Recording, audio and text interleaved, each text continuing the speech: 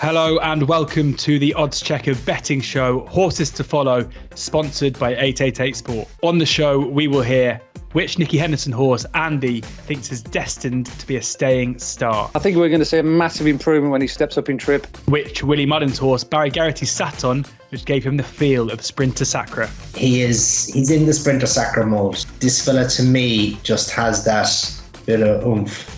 Andy's speed figures for Willie Mullins' bumper horses. Champion bumpers have run somewhere around the 70 mark, speed figure-wise. The Henry de Bromhead horse that Andy thinks could be the next Minella Indo. He's a genuine star in the making. And the never-heard-before story of when Barry Geraghty dropped a bomb in the Cheltenham weighing room. Oh, I dropped a bomb in the weighing room in Cheltenham. That's the only bomb I ever dropped in there. Delighted as ever to be joined by three expert guests, one maybe more so than in normal weeks. But we'll kick off with the man, the myth, the legend, the regular oddschecker's very own tipster, Andy Holding. Andy, knowing you, I reckon you've got more than 5 horses in your notebook for the upcoming National Hunt season. Yeah, that was always going to be a stiff task, wasn't it, with myself, trying to keep it down just to 5. I think I've got a short list of probably a dozen, and I've wheedled 1 or 2 out. I've kind of like, in the end, my strategy was to go for 5 that probably are not household names yet. I could have, gone with the blind and the obvious, if you like, but I decided to chuck those out. My Drogo was one on the list. He's been well talked up through many sort of early columns, and tipsters have flagged him up as a horse to follow, perhaps for the Archon. And Dan's obviously made a really good start to the season with his team of chasers, including that horse that won at Cheltenham the other day. So Mo Drago probably will end up being one of his stable stars towards the end of the season. But as it stands, I've gone for 5, and 5 of them, probably 3 of them, I would say, are from completely left field. So let's keep our fingers crossed. Yeah, fingers crossed. Also, Ed Quigley, a man who moved to Cheltenham purely so that he could be closer to the racecourse. The man who, in my head, Ed, you go into hibernation for the flat season, and as soon as the jumpers start coming out, you rise from the slumber in order to get involved. Yeah, absolutely. When Royal Ascot's on and everything, I climb up on top of my house with binoculars and just stare at the empty stand of the Cheltenham Presbytery Park and Cheltenham Racecourse. No, yeah, it's this fun time of year, isn't it? All hopes and dreams are still intact at this point, aren't they? A lot of the established stars coming back to go to war again. Of course, you have the exciting, the unexposed types, and the bumper crop coming through into their kind of hurdling divisions this season. Yeah, great time of the year, and lots to look forward to. For my kind of 5, I've done a bit of a blend of a similar theme to Andy, in the sense that you wouldn't say they're like big household names yet, but I've got a mixture of everything, kind of a long-term Gold Cup view, a couple of unexposed novices, and a couple of handicappers as well. So a bit of everything in my lineup. Interesting, because I'd consider you to be an exciting novice, maybe Andy an unexposed handicapper, but in Barry Geraghty, 888 Sport Ambassador, we have the household name joining us here as well. Barry, great to have you here. Looking at I'm lucky enough to have seen the lists of your guys' horses to follow, and fair to say the household name has gone for some household names in your 5 horses. Well, you said you introduced me as a household name, so I've gone for the household names. I suppose I picked the ones, if I was riding, what would I like to ride for the season? So I've gone with 5 that I would like. I think that they are household names, but I think there is improvement in those horses from last year to this year. So it'll be they're a strong bunch. I wouldn't mind owning them or riding them. Yeah, I wouldn't mind owning them, certainly. I think you'd be more useful than I would be riding them. I can tell you that for free. Let's get into it then. And the way this is going to work is I'm going to come between the 3 of you. You've got 5 horses each. We're going to try and get this done in an hour or so we can't spend too long on them. We'll start with Andy. Andy's first one, then into Barry, then Ed, you'll bring up the rear with your 5 as well. But let's get cracking. And Andy, your first one, your first horse to follow, a horse that we've already seen once already this season, a horse we've actually already spoken about on the oddschecker betting show already this campaign. Is this Go Dante? It is, yeah. It is, yeah. I don't know if we were going in sort of chronological order or alphabetical order there. You thought you were going to throw me under a bus. Just the order you sent them to me, and that's... Yeah, sorry, yeah. I should have known. But yeah, Go Dante, he's a horse that I've wanted to keep on side. He was on the fringes of whether I should keep him in the 5 or not, because he's already run and won. So the cat's out of the bag to a small degree. But he was quite impressive, I thought, on his hurdling debut at Bangor. Might not have been the most or the best of races he ran in, but he got the job done nicely. I liked the way he jumped. He wasn't spectacular, but he was very careful. He never looked like falling, which is always a good sign. He always kind of like got the feeling he was going to be okay going from A to B. And his flat speed was obviously there for all to see, as we saw last year when he won that Wincanton bumper in very impressive style. That was the first time that he came to my under my prominence, courtesy of the time figure he clocked that day, obviously being a time man. Any horse that clocks a really big speed figure in a bumper is always flashing on my desk, as it were. And he was due to run in the Aintree bumper, but discretion very much, was the best part of valour on that occasion. They decided not to go, probably due to the ground. They put him away for this season. And he strikes me as being a supreme novices horse. I think he's got plenty of speed. Ollie, he knows what it takes to ready one for this race, doesn't he? I think Thomas Darby and Itchy Feet was second and third respectively to Classical Dream a few years back. He hasn't won it yet, but he's gone very close. And I think ability-wise, Dante is going to be proving a little bit better than those two. So I'll be hopeful of him going through the ranks. I think he's still a fair price for the Supreme in around the 25-1 mark. So hopefully he'll keep improving as the season goes on. Yeah, 40-1 best price Dante at the moment. Did you reckon Dante would have won without... who was it on the day? Black Poppy falling kind of a 2 out, and Black Poppy was just ahead at Bangor. Yeah, the Kerry Lee horse. Yeah, I would have liked to think so. You certainly would have been hoping so anyway, if you're a believer that this horse could go certainly up towards Grade 1 level. He hadn't gotten through the gears at that particular point. It's a shame the other one fell because we would have got a better guide to see how good he is. And in the end, it was no more than just a jog home after the last. But I think he'll probably raise the bar sooner rather than later. I could see him in something like the Tolworth Hurdle at Sandown, I think in and around just after the Christmas period. Right-handed track on softest ground would be absolutely ideal for him. So, and maybe he might have a spin at Cheltenham at some stage. But wherever Ollie takes him, he's a horse to keep on the right side. Yeah, that 18-length victory, maybe not telling the whole story, but Dante 40-1 for the Supreme, the first of Andy Holding's horses to follow. And Barry, a Supreme chance at 40-1 for Andy, but a Supreme winner for you. Your first up in your 5 to follow.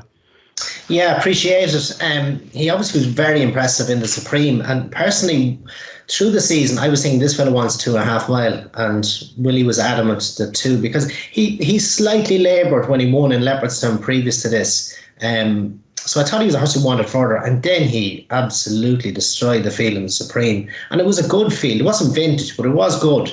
And he was a procession. So for me, this fella has the opportunity to go up and trip, but he also has he's the option to stay at 2.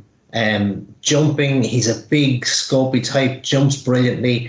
I just think he is the novice to be on for the season. I know Bob Ollinger was very impressive in the Neptune, but I wouldn't mind taking on Bob Ollinger with this fella if I had to.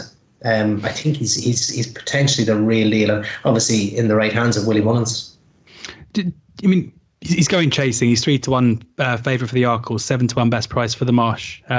Is there a chance you think that his future still lies over longer than the 2 miles, or having seen what you saw at Cheltenham, are you happy to stick to that 2 mile?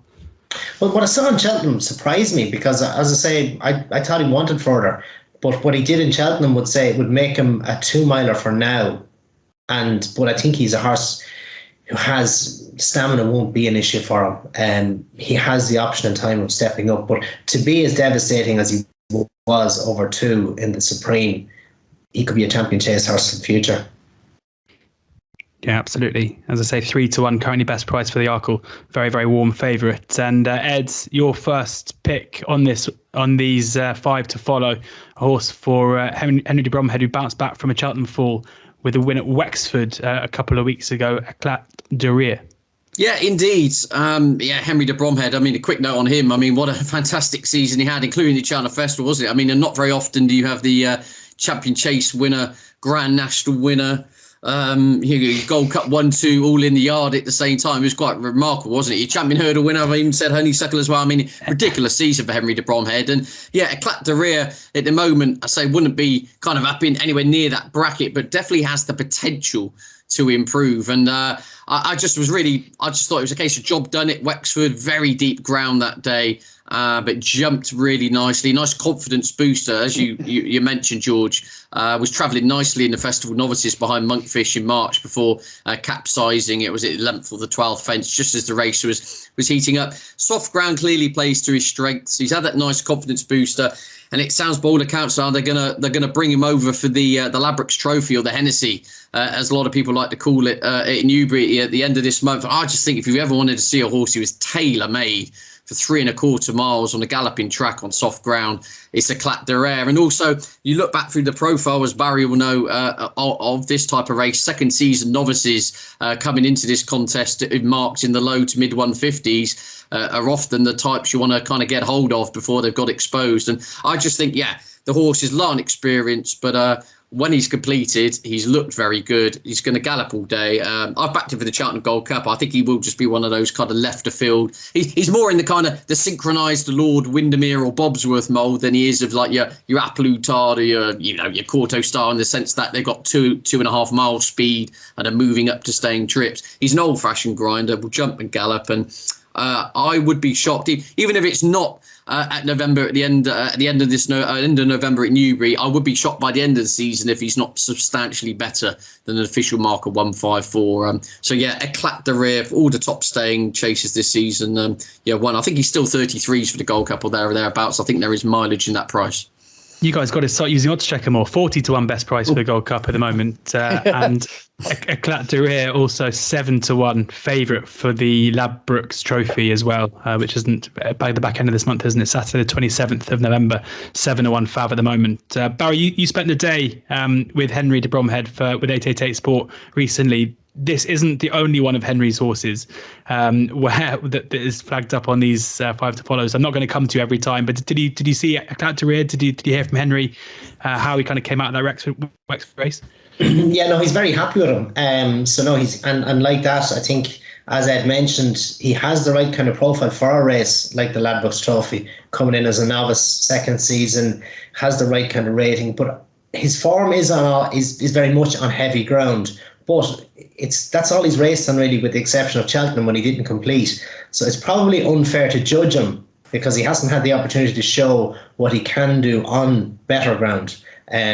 But you'd like to see Newbury on the slow side just to be ideal, to be confident. And it can still be good, because I've seen plenty of horses over the years. I won it on Triola de Lane one year and it was reasonably good. So it's You take it for granted that it's going to be soft ground at the end of November, but not always. So he's definitely he's the right one to be on, or the right type. But I just wait and see what the ground is like on the day. Yeah, wise words there from Barry. Andy, your second pick we last saw winning the Cesarewitch. Yeah, Barry will probably be pleased that I've managed to shoe on a Nicky Henderson trained horse in there. Buzz is very much my Stays hurdle horse to follow for the season. I looked at Barry's list and I was thinking, God, I'm taking on the great man, because he's picked 2 horses from that category. I think Thyme Hill and Florine Porter. So a little bit of a head-to-head here. Yeah, a little bit of a head-to-head going on here. But I'll be surprised if Buzz doesn't end up being, if not the best, but close to the best UK stayer. I can only really see Thyme Hill as sort of hanging around and proving that he's right up there with the very best. It was a shame, obviously, what happened to Thyme Hill last year. He didn't get to make Cheltenham, which is a bit of a shame to all concerned. But I think Buzz he's definitely going down that route for me. He looked really good when he won the Cesarewitch the other day. It was a tremendous bit of training by Nicky Henderson to get him ready for that race off the back of a long absence. He'd clearly been plotted up for that race, and he needed all of his stamina to get up that day. And the numbers I got for that Cesarewitch are absolutely off the scale. It was one of the best run handicaps all season. Really good horses were waving the white flag 2 or 3 furlongs down. It was a very competitive renewal this year. Chock full of good 3-year-olds and 4-year-olds that potentially were well handicaps. And Buzz, in the end, he very much came to the fore. He beat a horse called Burning Victory, which I know William Mullins thought was well handicapped, and the 2 of them were nicely clear. But you look at his hurdle form, and it strikes me as being, I almost scratching my head to think what he was almost doing over 2 miles. given that he finished 5th in the Betfair Hurdle behind Soaring Glory at Newbury and plenty of other 2-mile races prior to that. But he definitely ran his best race behind Abracadabra in the Aintree Hurdle when he was staying on strongly on the running. And obviously Abracadabra's a very talented horse. He's proven that he can act at Grade 1 level. And I think we're going to see a massive improvement when he steps up in trip. One would imagine, knowing Nicky, he'll start him off in the Newbury Hurdle. Whether he'll take on Thyme Hill, I don't know. We'll get an early indication of how good he is. But I don't think we'll see any 20 to 1 available after he runs at Newbury, because I think he'll either win or be second to Thyme Hill if he goes there. And I'm hoping he comes out on top, because I do think Buzzy's potentially very, very good at this distance of 3 miles. Barry, how often do you speak to the old boss? No, we do chat often. And it's happened a couple of weeks ago. We're talking about the win, but we didn't go into detail on Buzz. But I would agree with Andy. The only slight concern I would have about him is he is a keen going horse. And when you're stepping up from 2 mile to 3 mile like that, and they're used to racing at a higher tempo, it can be harder to settle them. So if he goes to Newbury, and that'd probably be his first run, he goes there a bit fresh. That's the only concern I'd have. So he is the right type. He's a good staying type. He has good form, and I think he'll be better over a trip. But he will need to settle, and that's probably the key to him, especially at 3 miles. Yeah, it's a good point Barry's raised there. He went really well throughout the Cesarewitz, and he did well to bury him in the early stages, O'Shea Murphy. The only other negative I could see with him as well, and I don't want to play devil's advocate on one of my own horses, is he's actually never run at Cheltenham yet. Which is a bit of a surprise when I look through his career record. I mean, most of his runs have been on the flat, and he's only had 8 runs over hurdles, of course. So he probably hasn't had the opportunity to run at Cheltenham yet, just because the races haven't come up. But he's obviously got to go and prove himself at Presbury Park at some stage. So in my head, I'm thinking Newbury, then the Cleve Hurdle. That's the obvious route I'm thinking. I don't think they'll go to Ascot with him. They might do for the long walk. He might take on all 3, but I'd imagine he'll want to get some kind of Cheltenham experience into him prior to the festival, Nicky. Buzz there, Andy's second pick, 20 to 1 best price for the Stairs Hurdle at Cheltenham as it stands. Next up, Barry, we've got a horse who came second in last year's Gold Cup. We have, yes, Eklat De Rire. He obviously ran a cracker in that. He was a good winner in Leopardstown before that. He's only a 7-year-old. I think there's improvement in him. He's a Grade 1 winner over 2 mile. Manila Indo was impressive in Cheltenham, and Manila Indo's form, it seems to revolve around Cheltenham, because he did struggle through the season, and he was ridden like a horse who was fit in Down Royal and was put in his place, and you question the strength of that form with Galvin between him and the winner. So I'm a little bit concerned on that. But so if you were to take the Gold Cup out of it, I think Eklat De Rire is the best 3 mile chaser for Leopardstown, for Irish tracks. I know he has the option of the King George if they want, but I think there's improvement in him with age from last season. And obviously he's a very good horse. So I'm siding with him to oppose Manila Indo through the season, but I can't say I'd oppose him come the Gold Cup, especially if it's on the slow side. Yeah, Gold Cup odds currently go the way the race went last year. Manila Indo 6 to 1 best price, Eklat De Rire 8 to 1 best price. So kind of tight at the top, first and second favourite, but Manila Indo just having the edge. But for Barry, Eklat De Rire certainly the one away from Cheltenham to keep an eye on.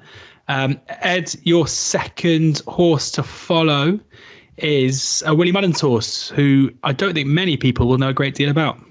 Yeah, the cliche of a dark horse, although there's not many of those in the Willie Mullins yard these days, is there? But yeah, Dark Raven, unbeaten, 2 starts and 2 bumpers. I just thought could be one of those, so to say, less of a household name within the Mullins team who can make up into a very useful hurdler this season. Look, pretty smart on debut, it has to be said, at Leopardstown, and then went up a notch again to land the Fairy House bumper by 11 lengths. I watched that race back again a couple of times, and the horse on both occasions, on debut and at Fairy House, hit a bit of a flat spot in the middle of the race, then came back on the bridle and powered away.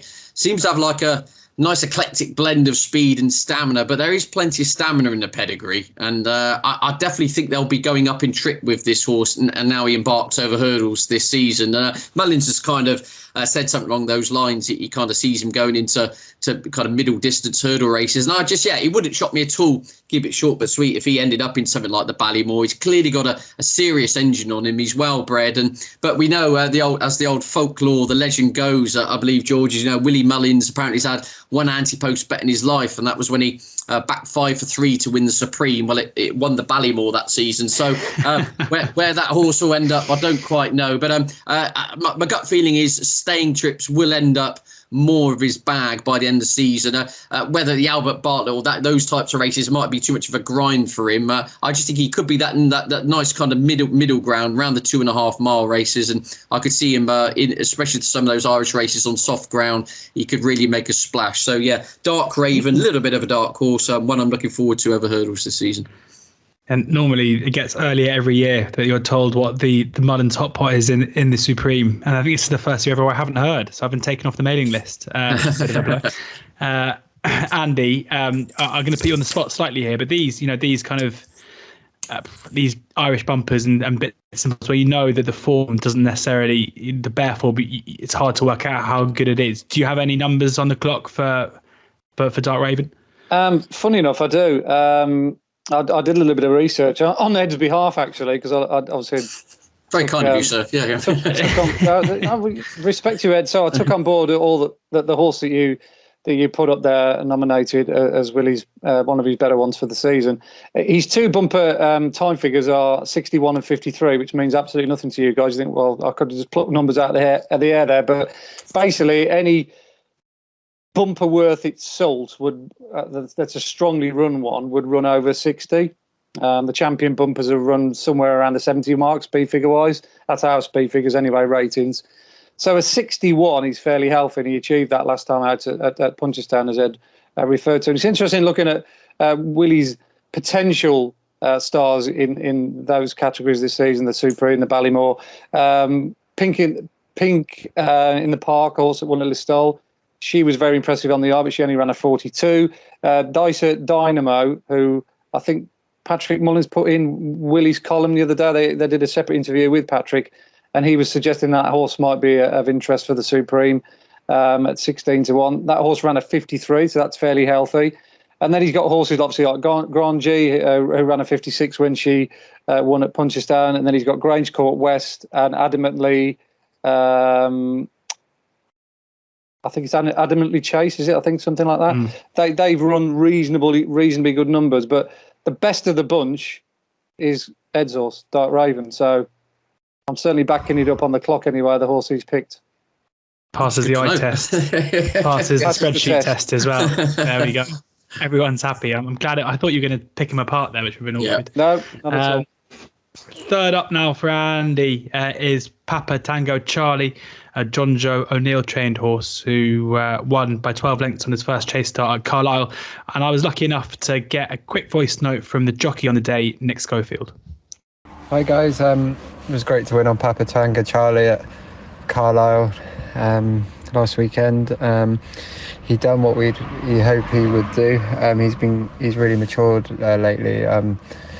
He's been going well at home, and the fences he's really took a liking to, and he did everything that we expected him to do at Carlisle, but probably more. His performance, on the track really, gave me a good feel. He jumped electric, and for his first time over regulation fences, he was as good as you could get, really, and he stayed on well. The ground wasn't too soft up there, but he coped with everything. And he's starting to become the finished article now. It's took a while to get there. This is what he's been aiming to do. I'm sure he'll get further. Be interested to see what the handicap does next Tuesday, where he'll go next. But at least he's starting to fulfil his potential that he's always showed. So delighted to be riding him, and hopefully he can keep improving like he is, and we can have an exciting season ahead. But we couldn't fault his performance the other day. Yeah, hard to imagine Nick being any more positive there on Papa Tango Charlie, Andy. No, that's really good news. The other good news story to come out of that race at Carlisle was the exceptionally fast time figure. that race at Carlisle at that limited handicap always seems to throw up a really good number every year. I think just because of the competitive nature, lots of horses from big yards tend to take that chance there. And this year's renewal was no different. I think it was Car Philippe and Dreams of Hope, the Donna McCain fancied horse, went off really fast, and they served a proper gallop, and it sorted the wheat from the chaff at a very early stage. Some good horses were absolutely at the back of the TV from halfway.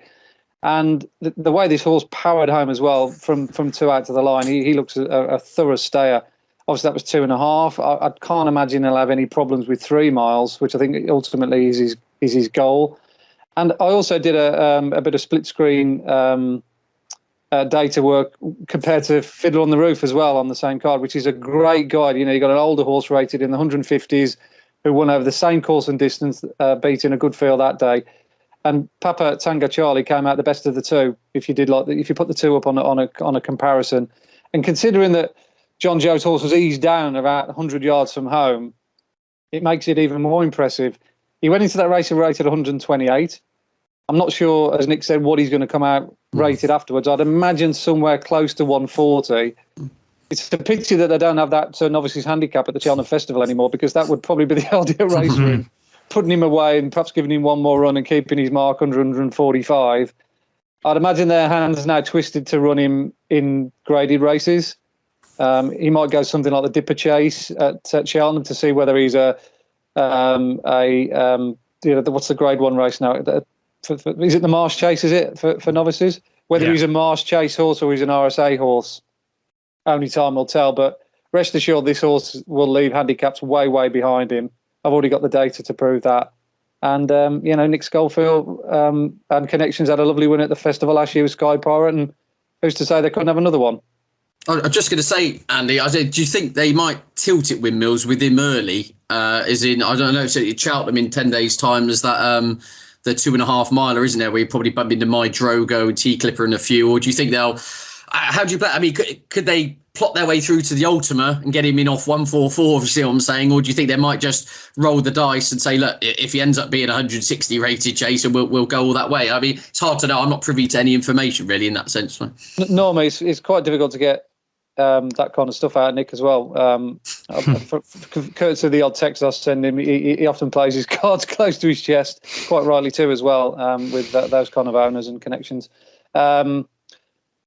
But reading between the lines, I think the handicapper will tell them where they go next. I think they might give him one more spin. If he gets below 140, they'll think, well, we've got to just, win another one, get a bit more experience into him, and then send him down the graded route.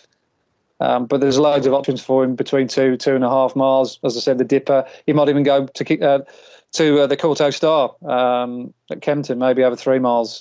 Fast 3 miles will suit him around there. He's just very good. Only the really good novices can do what he did the other day. I mean, that was an exceptional run, that was.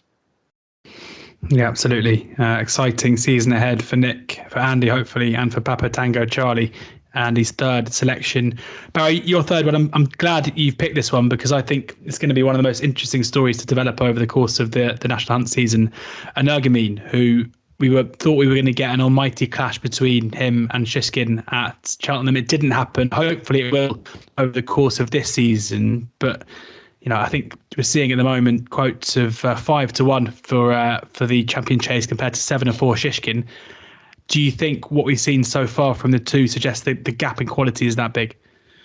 Energumene is a horse who just really excites me. I was very lucky to actually have a sit in him down in Willie's last winter, and he's in the sprinter sacre mold. Shishkin is a very, very good horse, don't get me wrong, and he's been really impressive in everything he's done.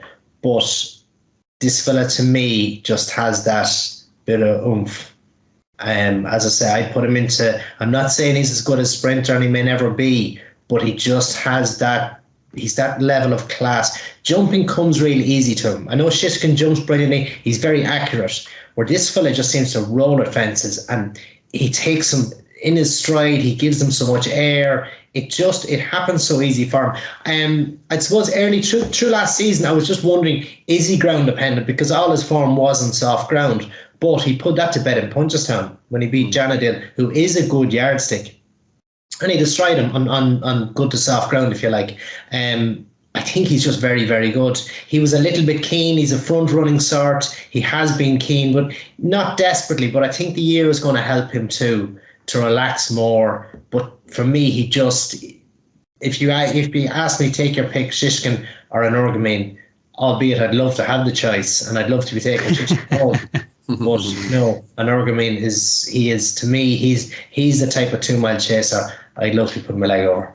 And Barry, go on, Eddie. sorry, Barry. Yeah, just a question to you. It's difficult, really, to how they're going to split them, isn't it? They've obviously got Chacun Pour Soi as well in the stable, who at the moment is their champion chase star in that category. I mean, obviously did what he did at Punchestown, not so good at Cheltenham, obviously. But do you think Willie would look to keep them apart, or will he just roll the dice with them to say, look, the different owners, so be it. If they've got to take each other on, they've got to take each other on and find out before Cheltenham. Yeah, well, different owners, so they could very easily do that. But Chacun Pour Soi, I don't think Cheltenham is an issue for him. For me, he didn't turn up at any stage in the champion chase. He didn't. He looked beaten, not beaten, but he wasn't travelling with the same enthusiasm jumping the fourth last that he would normally. So he was beaten before he came down the hill. So I think he didn't turn up more than it was a case of he didn't handle the track. But the years are against him, are getting towards it. So he could possibly be a Ryanair horse. That's, that is an option for him. And especially if an Energumene shapes up to do all I think he could do, it'd be a wise move to sidestep him. Yeah. And then they bump into the mighty Allaho, of course, in the Ryanair. Wasn't thinking of that. Yeah. But like that's different owners as well. So yeah, take your pick. Poor Rich Ritchie have a decision to make. Ed, Andy, who would you, if you're having a bet now, 7-4 Shishkin, 5-1 Energumene for the champion chase, where would you be leaning? Oh, you know me, I'm a sucker for an each way bet. So yeah, if you can get me 5-1 each way about Energumene, I'll take that bet all day long, because the champion chase nowadays doesn't have a big field. You've got a lot of. I don't want to be disrespectful, but there is a lot of deadwood. There's a lot of horses that just basically turn up to try and get fourth and fifth. Your Sco Royals of this world. Like I say, I don't want to be disrespectful, but you could end up in a situation where you get 6 or 7 runners, and if you've got an anti-pose docket on Energumene at 5-1, and he does what Barry thinks and we all think he might do over in Ireland, then it could be sort of like 6-4, 8-2 on the day, and you've got the value already tucked away. I can't see Shishkin going massively shorter than what he is, but you can see Energumene very much shortening from 5-1.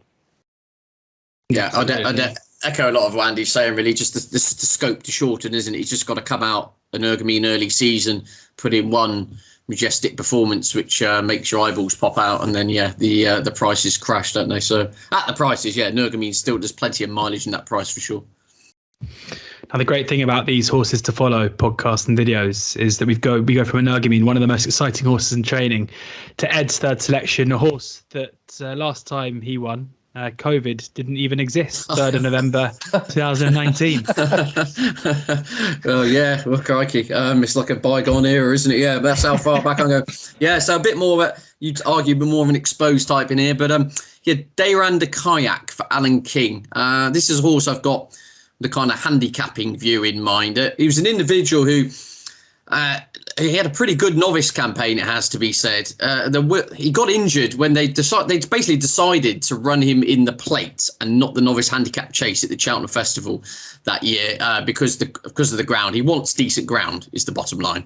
It'd been very wet in the build-up to Cheltenham Festival, but it was forecast to be dry all week. So they opted for the race on the Thursday instead of going on the opening day. He made an absolute Horlicks of the second or third fence. Basically, he came back lame on his off-4, went for a scan and was never quite right since. And so that's essentially the key point, in that it's been a little bit of a kind of a patch him up job since. They've got him back on track. They ran him in a really good race at Haydock on deep ground. He didn't enjoy it. He's had a couple of spins in the summer. I mentioned handicaps at the top of this section because he is now starting to look very well treated. He's eased to a mark of 137. Doesn't have all that many miles on the clock either, it's worth noting. And I've looked, Barry rode against this horse a couple of times when he was riding Champ at Newbury and in the Dipper. And essentially all the horses, and the Kayak finished in and around there, are all rated, got massive figures. Now, obviously, Champ's rated 165. In the Dipper, he was a couple of lengths gaining behind Midnight Shadows, rated 146. You just start going through it. You've got Tom George's horse, Black Op. It's rated a peak of 152. You've got Derender Kayak, who's in it 137 now. He's tumbled down the weights. He must have good ground. That is the key to him. And he's not really had his conditions, I think it's fair to say. Really interesting. It sounds like Anna King's sending him straight to the Paddy Power Gold Cup in a week's time if the kind of weather plays ball. Now, obviously, I'm a couple of minutes of the race course. We haven't had any rain here for 5 days. I keep checking the weather map. And there's nothing forecast for the next week at all. It's just 11, 12 degrees, blue skies. We habitually always think of the Paddy Power Gold Cup as pretty testing ground, that type of deep November ground when the rain really gets in. We could be thrown a little bit of a googly this year with the weather. And if we do, this is definitely a lurker in the market at 33 to 1 Derender Kayak. He's undeniably well handicapped. He's fussy. He will need his ground and he will need things to fall right. But I do think off that type of rating, he's far from a lost cause, shall we say. My heart has just sunk then, Ed, when you said that. Blue skies, sun out. I'm thinking a week's time. We're going to have fences dolled off with low sun here. I can see it coming off. I'm not in Del Mar. It's absolutely freezing and the heating's on full whack. But it is, at the moment it is dry. So I chatted to a couple of the officials at the course a couple of days ago, and they said if they were going to start the meeting tomorrow, it would be good to soft, good in places with a week of dry weather ahead. There is, as always, a long-range forecast, a kind of ban the rain-ish coming in for that weekend. Whether it misses or not, we don't know. But bottom line is, Derender Kayak lines up in any kind of good ground handicap at around 2.5 miles, be it at Cheltenham next week or later on in the season. He would be one I'd definitely be keeping an eye on. 28 to 1, best price at the moment for the Paddy Power Gold Cup. As it stands for Derender Kayak, but one to keep an eye on throughout the season. A well-handicapped horse there, well justified his selection after me mocking him somewhat at the beginning from Ed there. Andy, on to your 4th selection, Mr. Incredible by name, Mr. Incredible by nature, hopefully as well. Yeah, I think he's named after the trainer, isn't he? Henry de Bromhead. He was Mr. Incredible, wasn't he, last season? I'm hoping this fella ends up being sort of like the next Manila Indo. Wow. If not this season, maybe the season after. We've only seen him twice. Irish point-to-pointers would have already seen him once before because he finished second in his point-to-point. But his first step on the race course came at Leopardstown last season. It was the race, George, if you remember, I flagged up for all the oddschecker listeners to keep on the right side of.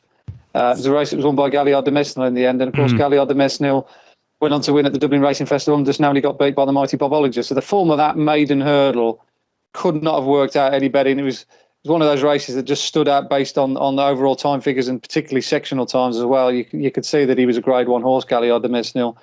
And Mr. Incredible was the only one who offered any resistance. In fact, he was the only one who raced up with the speed that day.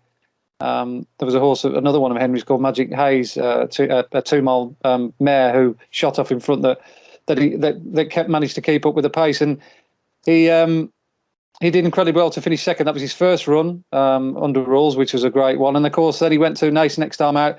They stepped him up in trip, and he was potentially bumping into a very nice mare called Glens of Antrim, who was heavily backed, and he basically kicked her out the ground. He just stayed on all the way up to the line, up the stiff hill there at Nace. The ground was really bad, so he looks a very dyed-in-the-wool stayer.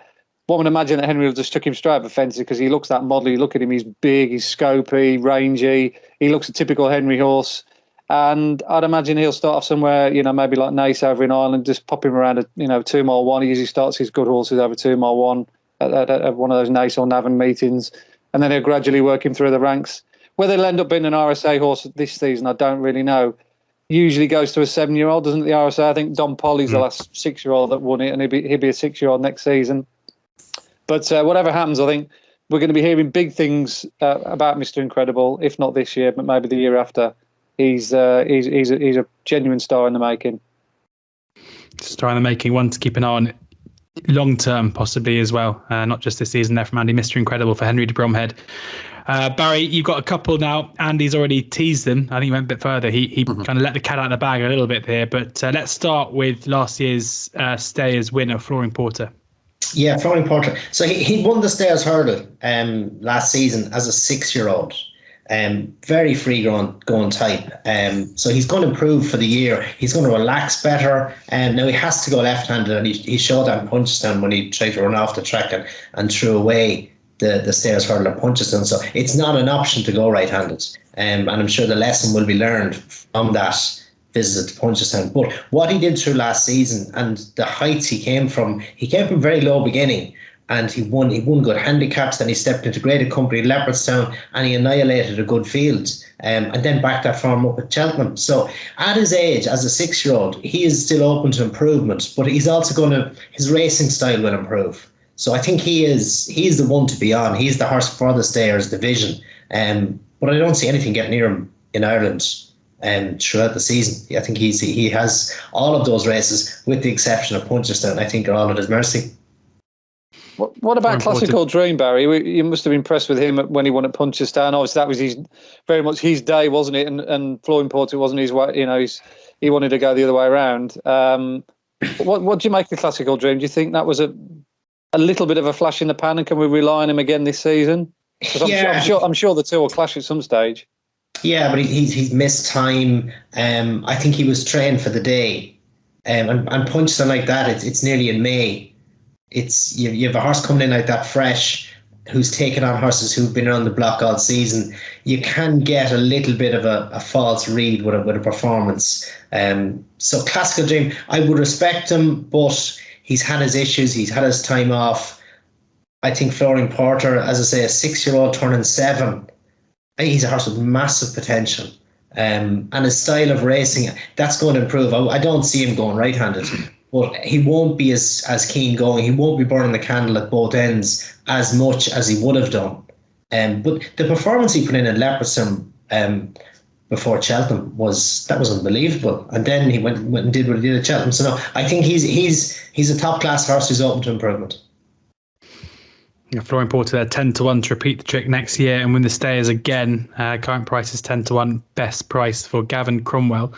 Ed, your next one, another Willie Mullins hot pot, and we'll come to Andy afterwards, who's done the homework for you that normally costs people thousands of pounds, and you're getting it for free.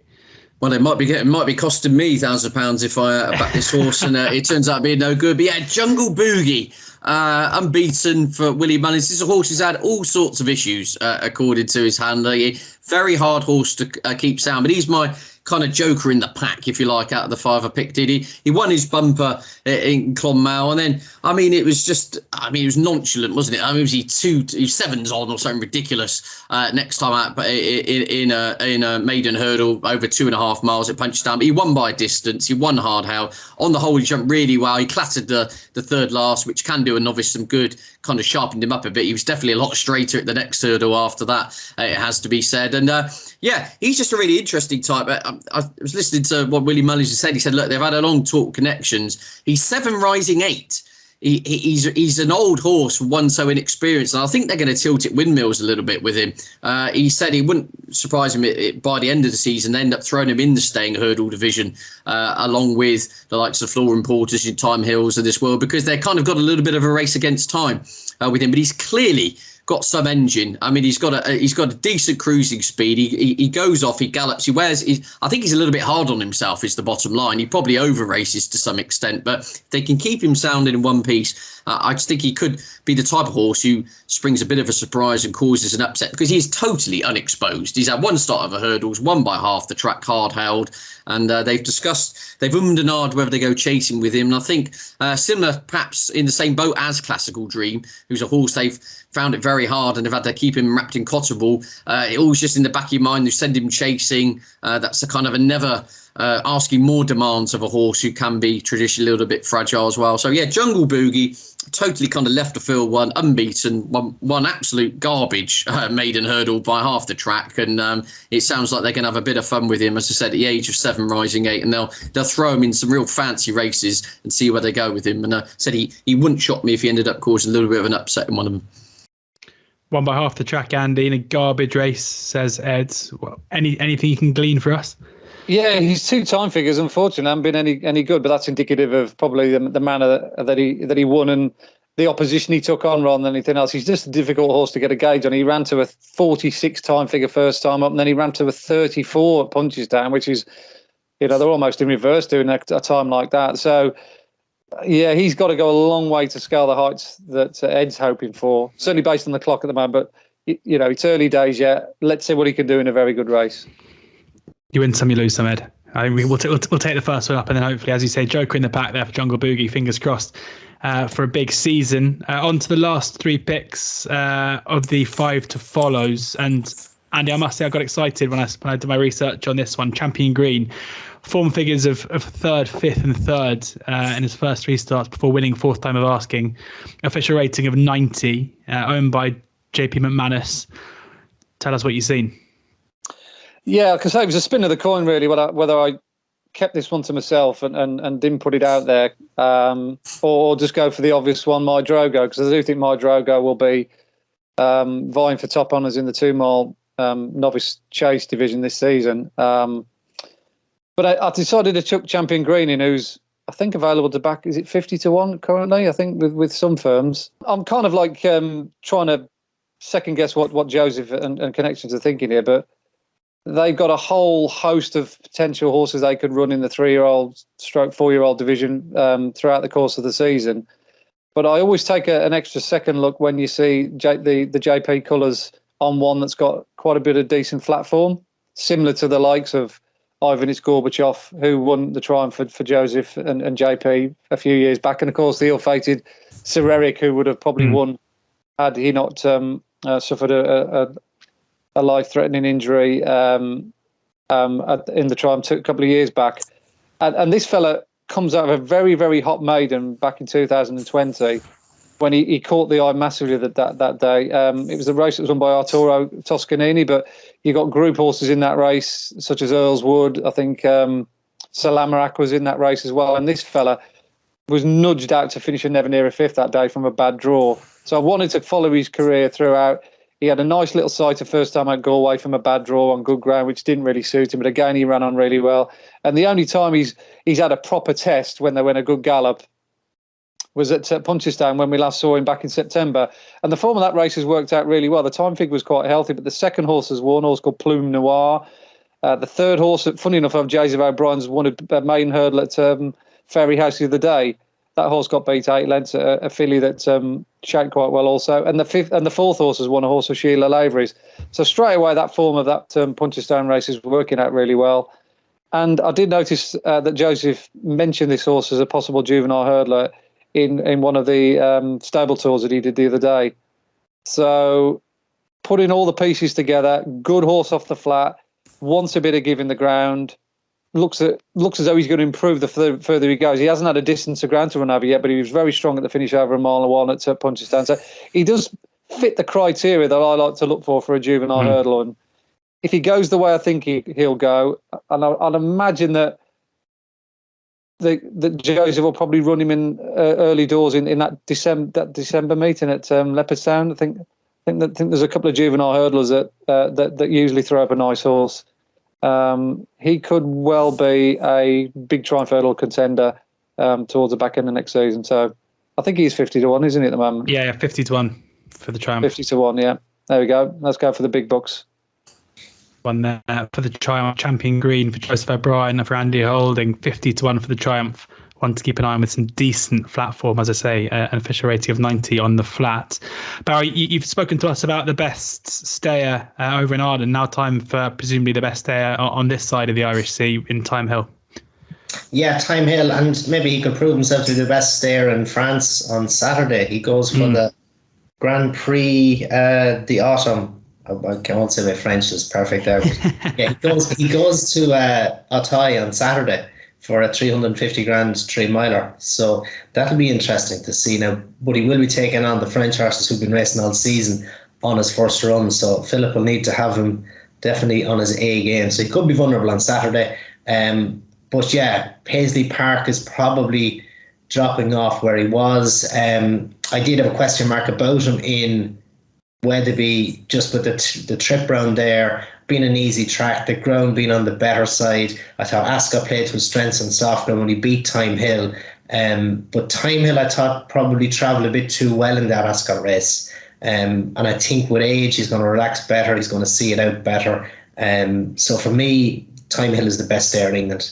So I think, with maybe the exception of Buzz coming into the picture, I think Thyme Hill is going to be the one to beat. And for me, Roxana was close with him in Aintree, and she wasn't far off him in Ascot either. But I think he's going to hold that form. I don't see her reversing it. And I don't see, with the exception of maybe Buzz getting in the picture, I don't see much else going to trouble him. But if you gave me my choice at the minute between him and Florian Porter, as I mentioned earlier, I'd be with Florian Porter. But I think Thyme Hill could have it to himself, with the exception of that. I'm very much looking forward to seeing those three coming home, 1, 2, 3, in March next year. Andy? That's what makes that betting proposition on Buzz look so appetising at the moment, because Thyme Hill sets the standard, as Barry's already alluded to, over in this country. He's a 5-1 favourite for the stayers.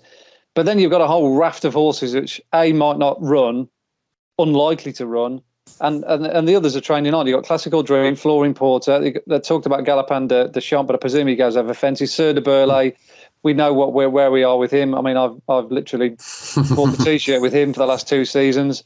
And then you've got horses quoted like Champ and Latest Exhibition, and even Bob Ollens has been thrown into the mix. So there isn't a great deal of strength in depth, certainly over here. You'd imagine that Buzz and Thyme Hill are going to be the main two. That's the way I see it. And if Flooring Porter's the one that comes through from Ireland, then so be it. But I think Barry's outlined the best two either side of the RST as it stands in that category. But like I said, there's going to be a joker in the pack, and I think it is going to be Buzz. Just going to say, George, I was listening to Connections just to pick up on the kind of staying hurdle division as a whole, because obviously Thyme Hill goes over to France. It sounds they're going to then give him time off, skip Newbury and go to Ascot, whereas Paisley Park is going to head to Newbury, where he'll probably bump into Buzz, and then might skip Ascot and go to the Cleve Hurdle. So I think, we'll kind of get them all in different dribs and drabs throughout the season, and then obviously they'll probably all meet come March. But Buzz is he is the Buzz horse from this show, and he definitely I have to pay a bit more attention to him now. But I mean, if he turns over an ageling Paisley Park at Newbury, then as you say, in a division where Andy is right, you go through it, there's not a lot of kind of stuff jumping out the woodwork. There's not your obvious kind of candidate. A lot of the Albert Bartlett crop are all going over fences. So interesting times, and just hope they all stay in one piece. Yeah, absolutely. Fingers crossed. We get the Stairs Hurdle winner in there somewhere, even if it's not the 1, 2, 3. Last but by no means least, Ed, your final selection for a trainer in Ben Pauling, who I think everyone involved in racing would be delighted if he could have a good season. Well, it's funny. Andy mentioned Sire de Burley. I vividly remember him putting him up on this. We did this show a year ago to the day, actually, and Sire de Burley was.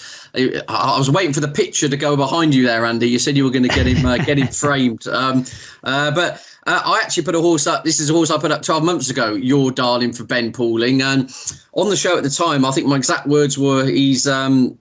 I said to Ben Pauling, I said he's the best Christmas present you're ever going to get, being given a mark of 116. Well, he ended up having a setback about 3 days after I told him that and said that on this show. So no doubt Ben thinks I'm absolutely cursed the horse since then. But I wasn't wrong in the sense he's been unbeaten since. He had the wind operation.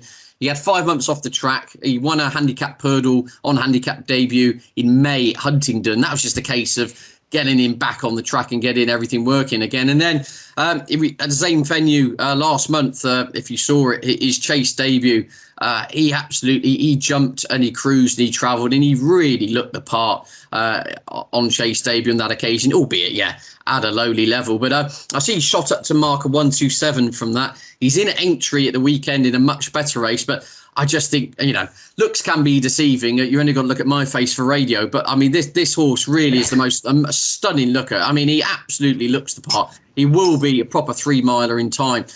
We talked earlier on the show with John Joe's horse, and perhaps the old novice handicap chase at the festival would have been the race for him. Funnily enough, I think in regards to Your Darling, that would have been the type of race in the past they would have targeted. But I just think, he's still a well-handicapped individual, loads of scope, bolted up on chase debut. I always go by the view, George and gents, that I always think you can teach a horse to jump. You can't teach a horse to have an engine. And what I looked at was he's clearly got the engine there. That's never been in doubt. He's had the wind operation. And I kind of thought, well, first time over fences. This is a big field. This is a horse who's been fragile, had a couple of setbacks, but he really just took to it with aplomb. Looked a natural. And I wouldn't be shocked. I think he's around the 9-4 favourite to win the handicap at Aintree on Saturday. And then he'd shoot up, if he did win that, into the kind of Papo, Tango, Charlie range of the high 130s, 140. I think they've got a similar kind of profile, and the fact they were both kind of biding time, if you see what I'm saying, until they met a big obstacle. But he was sourced by Henrietta Knight, and he's a lovely opposing type. And you wouldn't see a better looker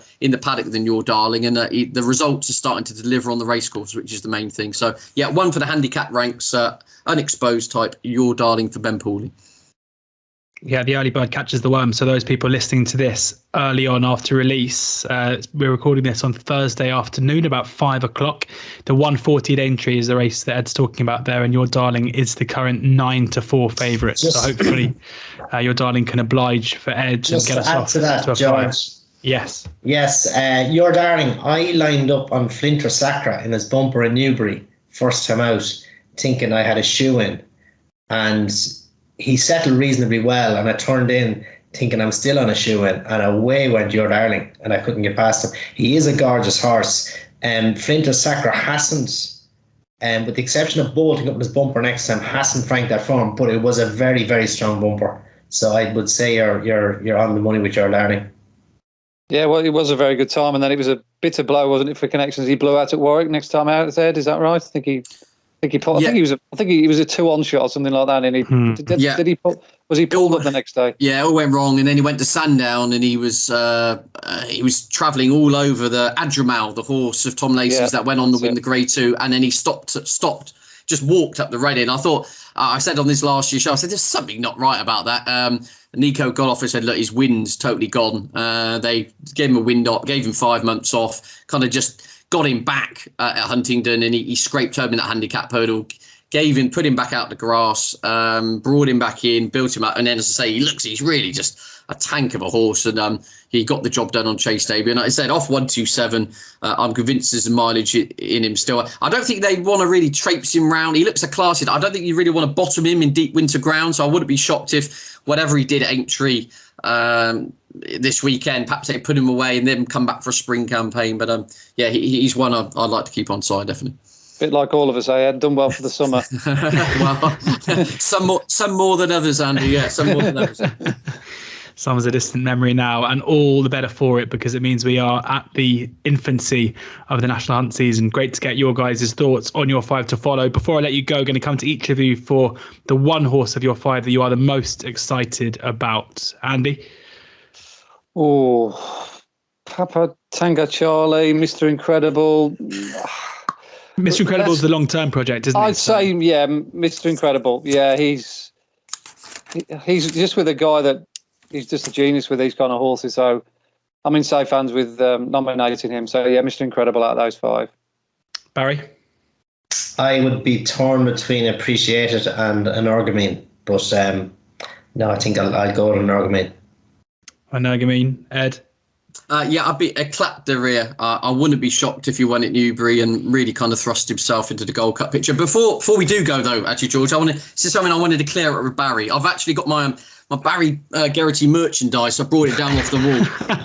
The 2009 champion hurdle is me blowing my trumpet, actually, because obviously it's my days at the Racing Post. When I said Punjab win the champion hurdle, I mean, I got heckled for that. I actually got booed out the Coach and Horses preview night in Tewkesbury for suggesting binocular wouldn't get up the hill. But one thing I wanted to clarify, there's a vicious rumour that used to go around the Racing Post offices, Barry, was that apparently, according to a few of your weighing room colleagues, in the build-up to Cheltenham Festival, you were particularly grumpy, to use the words of a couple of jockeys I won't name. However, in the aftermath of Punjabi winning Champion Hurdle, is it true or is it false? Can we clear this up now?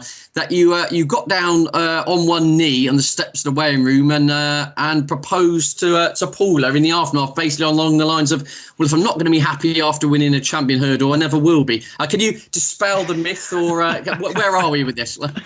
Yeah, no, I won the Champion Hurdle on the Tuesday, and I proposed to Paula on Friday evening. A party in the weighing room every Friday evening after, and so I try, look at it, you want a surprise, don't you? So it's, you take her to Paris, you take her to Venice or somewhere fancy, she knows what's coming up. So I dropped the bomb in the weighing room in Cheltenham. That's the only bomb I ever dropped in there. Brilliant stuff. Well, thank you so much to Andy Holding, Ed Quigley, and Tate Sport Ambassador Barry Geraghty for joining us today on the Oddschecker betting show. The horses to follow. I'm absolutely no doubt there's going to be some cracking horses to follow in there over the course of the season. Make sure you stick them in your tracker. Make sure you download the Oddschecker app for the very best prices, as we were discussing today. Place terms, bookie offers, free bets, and Andy's tips straight to the app every morning of racing. Plenty of racing to get through before we get to Cheltenham in March. We're going to be here every week going through it as well. So do subscribe to the YouTube channel. Do subscribe to the podcast and all podcast providers as well. And please ensure, as ever, that you gamble responsibly.